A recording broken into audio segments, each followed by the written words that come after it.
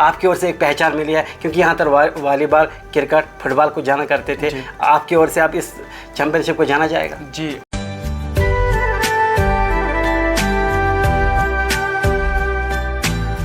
कि अपने बच्चों को जो है स्पोर्ट्स में लाओ और फिर चेंज देखो। और सारे पदक आप अपने देश के लिए लाएंगे? जी सर, वो जरूर। अपने देश का नाम रोशन करेंगे, चाहेंगे आप? पहले देश ही है सर। जिनका ज़्यादातर कुछ आता नहीं, वो फिर बड़े प्रश्न खड़ा करते हैं, उनके पास कुछ नहीं होता बोलने के लिए। जी सही, ऐसा ही होता है। कोशिश आखिरी सांस तक करनी चाहिए, मंजिल मिले या तजुर्बा, दोनों ही चीज़ें नायाब होते हैं। अस्सलाम वालेकुम। आज हम एक ऐसी जगह पे मौजूद है जो कि ज़्यादातर इतिहास में हमें उसके बारे में देखने को नहीं मिलता, ना सुनने को मिलता है, लेकिन जब उसी स्थान पर कोई इतिहास रचा जाता है तो ये बहुत बड़ी बात होती है। 18th वैकअप वर्ल्ड चैम्पियनशिप, उसमें भाग लेना, फिर वहाँ से स्वर्ण पदक को अपने जीवन में हासिल करना, ये कोई सरल बात नहीं होती है। आप उसे पूछ सकते हैं जिन्होंने खून पसीना एक करके 2 स्वर्ण पदक और 1 सिल्वर मेडल जीता। तो हमारे दाएं दिशा में विराजमान है, उनसे बात करने की कोशिश करेंगे, क्योंकि उनके लिए बड़ा दिन है, बड़े सम्मान का दिन है। उनके माता पिता के लिए ये किसी बड़े दिन से कम नहीं है, क्योंकि यदि देखा जाए इसके पीछे माता पिता का ही एक महत्वपूर्ण रोल होता है। बाट सालिकुल इस्लाम से सीधे बात करेंगे, उनसे पूछेंगे कि उनका जो सफ़र है कैसा रहा, क्या कुछ घटनाओं का उन्हें सामना करना पड़ा था जब उन्होंने इस सपने को सजाया था। बाट सालिक, आपको हमारी ओर से हार्दिक बधाई। Thank you so much sir. तो आपने जिस सफ़र की शुरुआत की थी, थोड़ा सा इस सफ़र के बारे में बता दीजिए।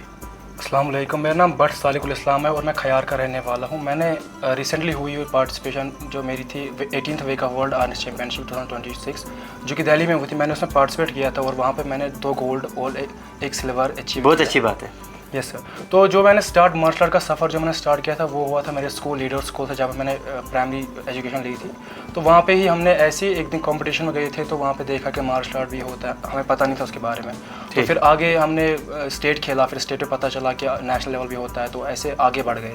तो फिर नेशनल जब खेला मैंने, पहला नेशनल मेरा कर्नाटक में हुआ था, वहाँ पे मेरा गोल्ड आया था। तो मैं बहुत ज़्यादा इंस्पायर हुआ, मोटिवेट रहा कि यार पहली नेशनल मेरा गोल्ड आया तो मैं कंसिस्टेंट रहूँगा। इससे उत्साह भी बढ़ जाता है। जी सर, उससे मोटिवेट होता है इंसान कि यार अगर पहले में गोल्ड आया तो मेहनत करनी है, क्योंकि जब आपका गोल्ड आता है फिर अगले नेशनल में हारोगे तो आप बहुत ज़्यादा डिसअपॉइंट होते हो फिर खुद से। इसलिए मेहनत मैंने बहुत ज़्यादा की है, इसके लिए मैं 2015 से खेल रहा हूँ ये गेम। अच्छा, कितने दिन आपने बिताए थे? आपने पहले मुझे कहने ही कुछ नहीं दिया, चलो बात को आगे बढ़ाएंगे।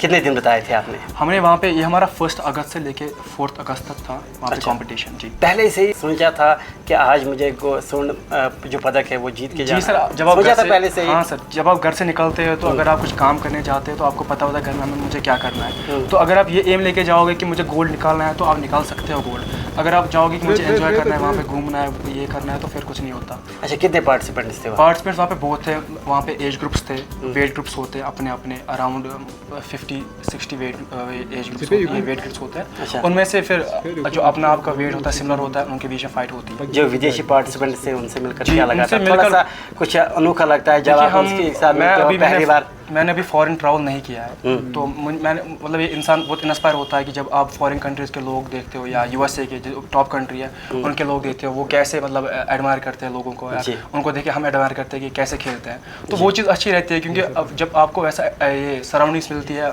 आपके टॉप कंट्रीज, आपके कॉम्पिटिटर्स हो, तो फिर वो भी थोड़ा इफेक्टिव। जी, वहाँ से इंस्पायर होते हैं कि यार इनके साथ मुझे खेलना है तो मुझे जीतना ज़रूरी है। अच्छा, ये बताइए, पढ़ाई आपकी हो रही है? जी, पढ़ाई अभी हो रही है, मैं अभी 12th में हूँ।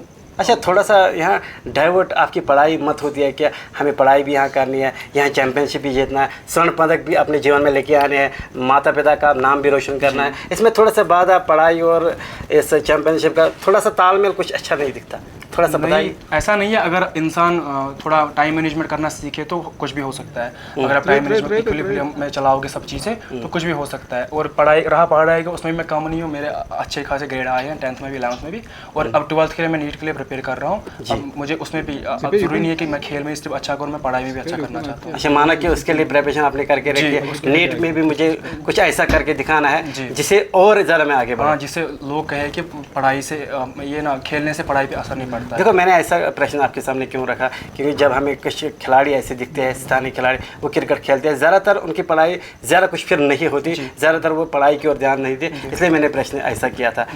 पढ़ाई के, अगर आप पढ़ाई कर रहे हो, अगर आप अच्छे स्टूडेंट हो तो आपके लिए सपोर्ट बहुत अच्छी चीज़ है, अगर आप वो भी अपने जो है टाइम टेबल में ऐड करोगे। क्योंकि अगर इंसान सिर्फ पढ़ाई करेगा तो अंडर प्रेशर आता है फिर किसी टाइम पे, पढ़ाई के साथ साथ कि उसी टाइम पे वो फिर सिगरेट पीना शुरू कर देता है या ड्रग्स करना शुरू कर देता है। तो अगर इंसान स्पोर्ट्स में आता है फिर वहाँ पे मेडल निकाले के इंसान अपनी जगह मोटिवेट होता है, मैंने मेडल निकाला, मुझे आगे बढ़ना है, मुझे अपनी फिटनेस पे ध्यान देना है, मुझे कोई गलत काम नहीं करना है। अच्छा, और एक यहाँ प्रश्न खड़ा होता है कि यदि आपकी सिलेक्शन होते है, खुदा करे ऐसा कि नीट में आप क्वालिफाई आप वहाँ पे होते हैं, यहाँ पर और किसी जगह से आपको न्योता मिलता है, चाहे अपने देश की स्वदेशी कोई टूर्नामेंट ऐसा कोई यहाँ खिलाड़ी की ओर से आपको बताया जाता है कि वहाँ पे आपकी सिलेक्शन हो गई है, किसको चुनना चाहोगे? डॉक्टर बनना चाहोगे या फिर खिलाड़ी, आपको कोई न्योता मिलेगा?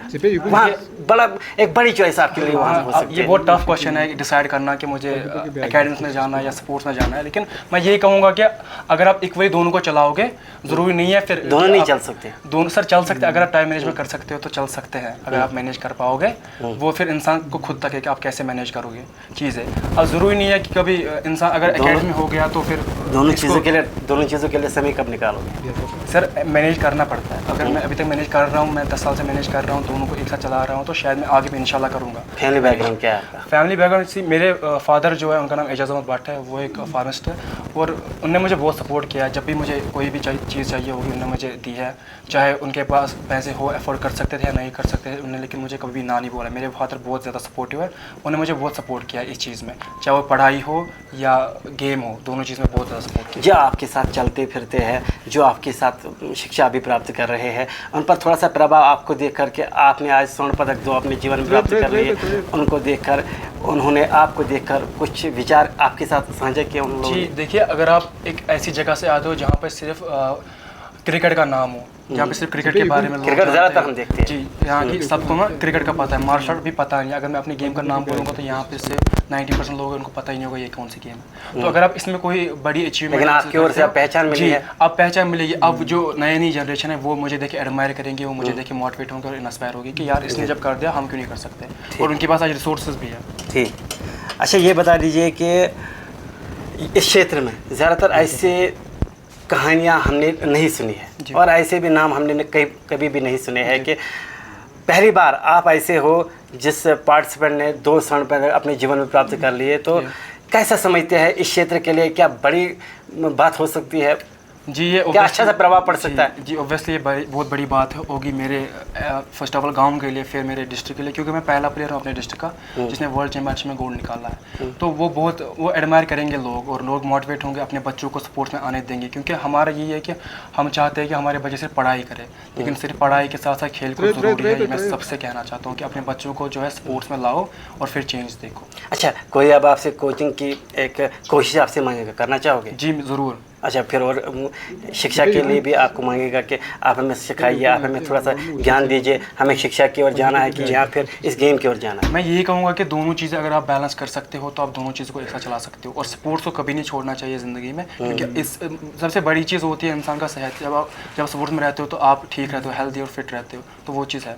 अच्छा, इसके लिए कभी कभार आपने प्रिपरेशन करके रखे थे, मुझे इतने घंटे इसके लिए निकालने हैं, किसी जगह पे प्रिपेयर करना है, खुद को वहाँ जाना है, विदेशी खिलाड़ी वहाँ पे मिलेंगे, उनके साथ मुकाबला होगा, क्योंकि वो पता नहीं किस प्रकार के होंगे, तो कितने घंटे बिताते थे?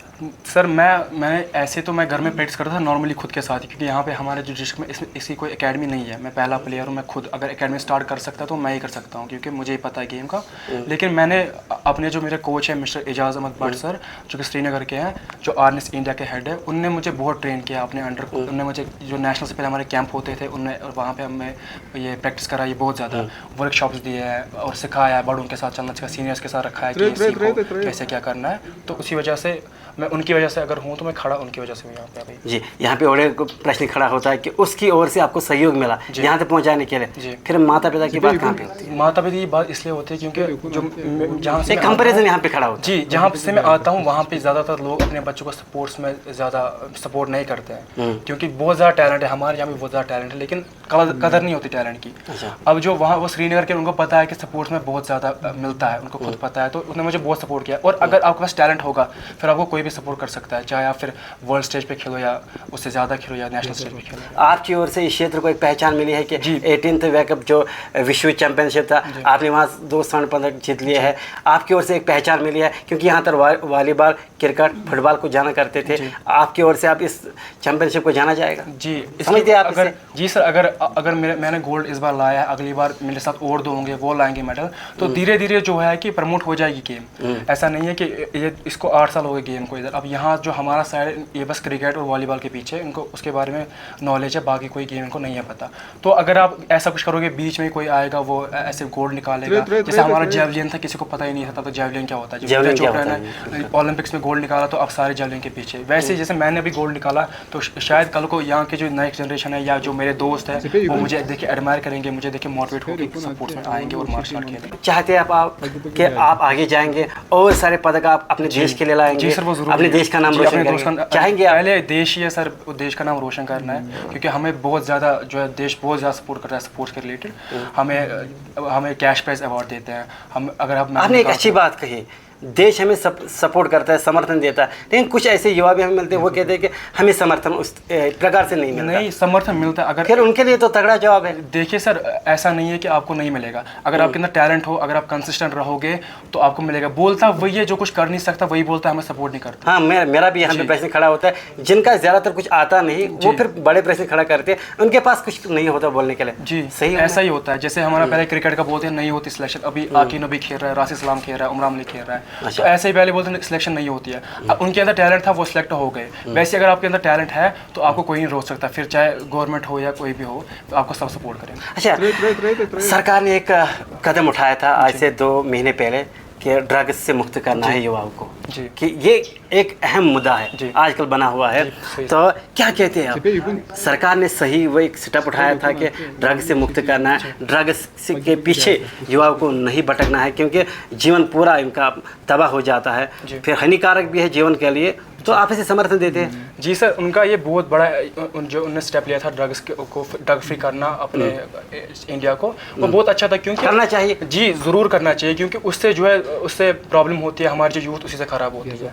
अगर यूथ सपोर्ट्स में आएंगी तो वो नहीं चाहेंगी, जैसे मैं ही हूँ, मैं क्यों चाहूँगा कि मैं अभी सिगरेट फूकूं? आप गए होते ड्रग्स के पीछे भी देखा है कभी? नहीं, मैंने लगता है आपके चेहरे से? नहीं, ऐसा कुछ नहीं है सर। बहुत खुशी है जी सर, बहुत खुश हूँ। और खुशी देखना चाहोगे? जी सर, ज़रूरी है कि मैं आगे बढ़ूँ इसमें। अभी सी गेम्स आ रहा है हमारा, आपके माता पिता के लिए बहुत बड़ा दिन है। समझते हैं आप? ज़्यादा वही इम्पोर्टेंट है कि मेरे माता पिता सर उठा के चले, वो प्राउड, सबसे बड़ी बात तो यही है उनके लिए। जी, मेरे लिए प्राउड फील करे, चाहे वो स्पोर्ट्स हो या एकेडमिक हो, उसमें मैं अच्छा करूं। जो परिवार के सदस्य, भाई कितने हैं आपके? मेरा बस एक भाई है। उसको सुझाव दिया है आपको किसी? जी सर, मेरा भाई अभी स्पोर्ट्स में नहीं है, लेकिन वो भी ले आना चाहोगे इससे सपोर्ट? मैं चाहता हूँ कि वो आए स्पोर्ट्स में, क्योंकि अब वो मुझे देखेगा तो वो शायद ज़रूर आएगा। वो भी वॉलीबॉल, कहीं ऐसा ना हो जाए वो शिक्षा भी छोड़ दे, अब आपके पीछे पड़े ना, ऐसा मुझे भी ऐसा करना है, क्योंकि उनका हो गया 12th हो गया उनका, तो अब वो स्पोर्ट्स आराम से चला सकते हैं, क्योंकि 12th के बाद उतना नहीं होता आपके पास।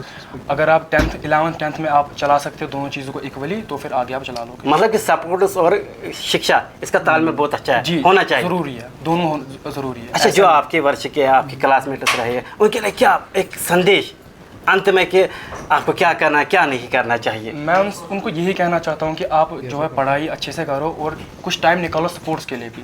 ज़रूरी नहीं है कि आप कंपटीशन के लिए निकालो या मेडल के लिए, बट अपनी फिटनेस के लिए आप ज़रूरी करो कि आप इसमें टाइम दो, थोड़ा स्पोर्ट्स में सीखो।